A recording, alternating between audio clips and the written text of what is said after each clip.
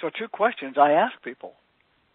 If the doctor called you in today and said, you have 6 months to live, what would you do differently? What would you start to do today that you haven't been doing before? Are you a religious person? If you are, would you pray more often? Would you pray more fervently, more frequently? Well, what are you waiting for? Why not start that today? If you're not a religious person, would you all of a sudden get religious and try to make things right before you leave this planet? Well, what are you waiting for? Why don't you do it now? Are there some things that are going on in your life, maybe a relationship with a family member, maybe a son or a daughter or a spouse or a brother or sister, your mom or dad, whoever it is, that might be strained? There might be something going on there that needs to be mended. Well, what are you waiting for? Why not fix it now? Have you told the members of your family and people who are close to you that you love them? Have you told them that today? Have you told them that since early this morning? Well, what are you waiting for? Why don't you tell them now? Why don't you let people know right now how you feel about them and how to start mending relationships? This morning, I'm on my way back from chemo. And in the lane, the opposing lane, I noticed there ahead of me were several flashing emergency lights. As I got closer, there were 2 fire trucks, an ambulance, and a couple of police cars. Somebody had tried to turn left into a gas station. Somebody T-boned them coming the other way. They were then pulling somebody out of the car, putting them on a gurney to take them away. I don't know what the situation is, if the person's dead or if he's alive or he's going to make it or he's going to be paralyzed. I have no idea. But my question to the members of that family and people who know him was, did you tell him that you loved him? Because he may not come back. Did you tell him you loved him this morning? Was there a relationship that needed to be mended then? I was with my son. We were on the way up to Las Vegas to see Adam Urbanski's event and to be participants in that. As we were in Kingman, Arizona, we drove from Phoenix up to Las Vegas. We stopped in Kingman for dinner. We pulled out of a restaurant. We were going to make a left turn, a U-turn actually. We were in the left turn lane waiting at a red light, waiting for the arrow. And the light, with the traffic, it was going in the same direction as us. The light turned yellow.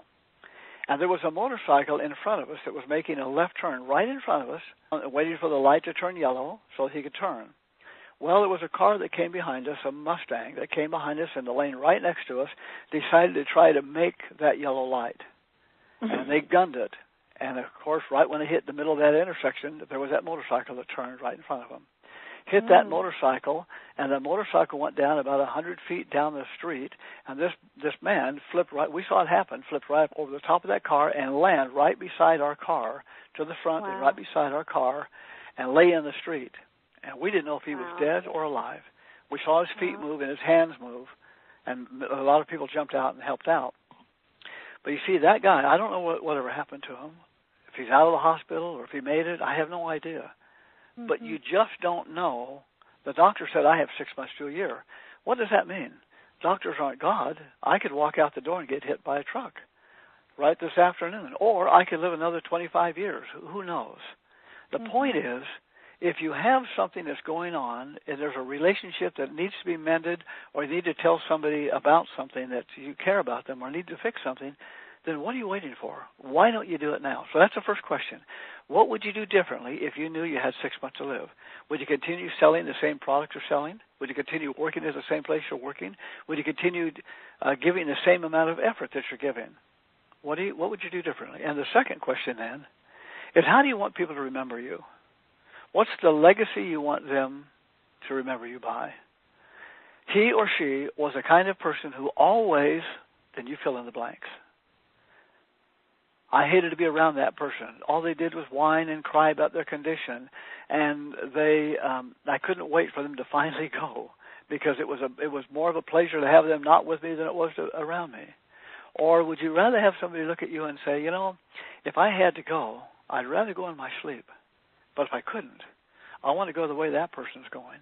I want to add value. I want to do something to enhance somebody else's life and make it better for them, make it fun to be around them, make it joyous. And yeah, it was sad to see them go, but boy, they sure had a good time doing it because they were serving other people. What are you doing with your life, and how are you living the dash between the day you were born and the day that you end? When you go to the cemetery and you see the headstone, there are 2 dates separated by the dash. The first date is the day you were born. The second date is the day you died, and that dash represents everything that happened in your life between those two dates. How are you living your dash? So those are the two questions I have for people. Okay. So as you're listening to this, I had this conversation with Martin, and this is why I felt it important for us to have this conversation for everyone to listen to forever. When Martin told me this, the first thing I did is I went to DrOz.com. So that's DoctorOz.com, and I love Dr. Oz. So I went to DrOz.com, and I just put in the keyword colonoscopy in the search box, and I sat and watched the video clips where he explained his scare, and he also had Dr. Jonathan LePuc on, where they literally showed the device that they use for the colonoscopy and the whole process literally in the examining room. And I am someone who just, when Martin mentioned it, I get the heebie-jeebies because it's like, I thought of something going in my rectum. Ooh. And watching that show with Dr. Oz, it's like, oh, that's how it works. And they do have a process to make you feel at ease and at comfort. And then they actually showed there, and I'm telling you this, even though I want you to go and watch it now so you're educated and informed, and you'll be put at ease so that you go and schedule your screening and get it done for yourself. When I watched it, they actually showed where they found polyps inside of this woman's body, and they were able to snip them and get rid of them. And she was just sitting there calm as ever and being grateful that she literally dodged a bullet with getting cancer or having it grow into a tumor. So the cool thing about the Dr. Oz show is that they educate you, they explain everything, they show it to you so you're put at ease. Because I think, Martin, part of the problem is that all of us are fearful because we think in our head what it's going to be like, and that's why we don't even want to take the first step to go and deal with it. Well, you're right, and when you see what happens, and I'll tell you, they did this to me, and they put me out. They gave me an IV and put me to sleep, and I woke up and I had absolutely no idea that anything had been in my body, no idea whatsoever. Now, understand. Oh, so you didn't feel anything? I didn't feel anything. Now, Dr. Oz they said he'd be kind of sedated, but he was able to see the whole thing that went on. Not me. They put me out. I did not see anything. And understand that they normally use a scope that will go all the way up through your rectum and through your large intestine, all the way around the large intestine until it gets down to the small intestine. Now, the large intestine is actually the colon. And so they weren't able, because of this tumor that I had, they weren't able to get the scope up there.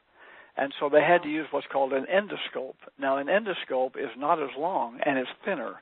It's the one that they would put down your throat to check out your upper GI, upper gastrointestinal tract. And because of the situation I had, they had to use a different one because this tumor, it was really big and the tumor was bleeding. And so even with all of that, I did not feel, I could not tell anything that had happened to me. I didn't know anything had been put in my body. I had no idea whatsoever.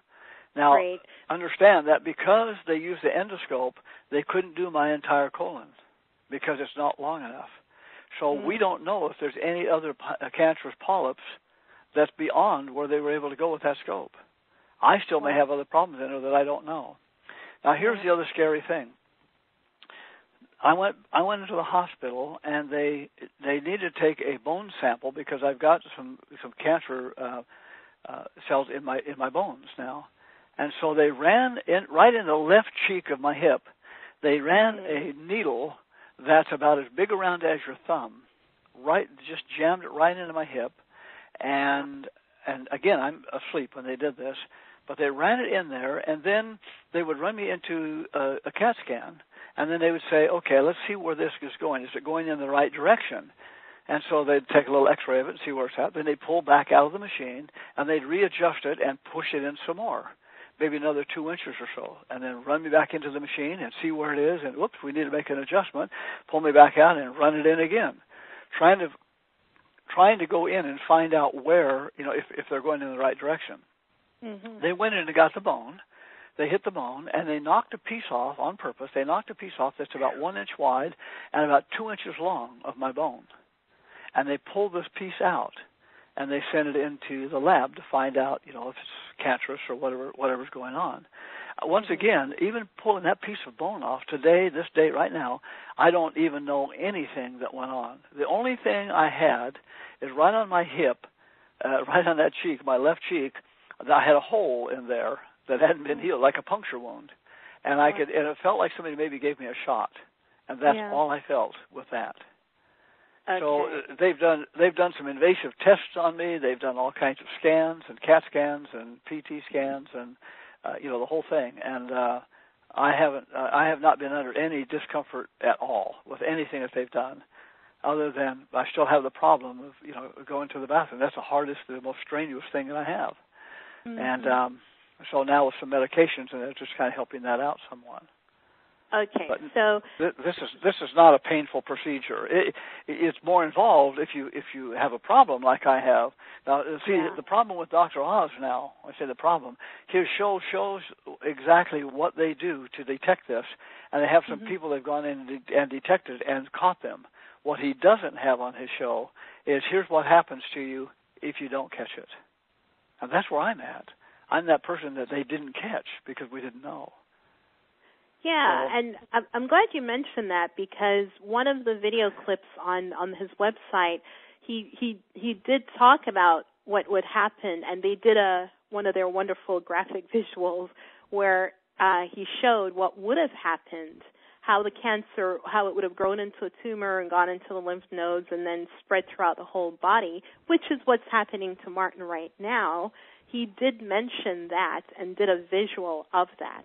So yeah, he had the visual, and he showed what happens and how it normally goes into the lungs or the liver or something like that, but he didn't have a real example. A person like Martin. Yeah, didn't have somebody talking about that. Yeah, they didn't have you there saying, well, here's what happened and here's what that looks like. It's me. And that's why we're doing this interview. We're having this conversation so everyone who listens to this knows that this is for real, and this can happen to anyone. So whatever you're doing, however busy you are with your business or your job or whatever it is, you need to snap out of it and take some time out and get a cancer screening. That's why we're doing this here, and it's preventable, which is amazing to me. It's preventable. All you have to do is just go get the screening. It's amazing. Yeah, you think it's the second most deadly form of cancer, but it's preventable. I mean, that's amazing. That's huge.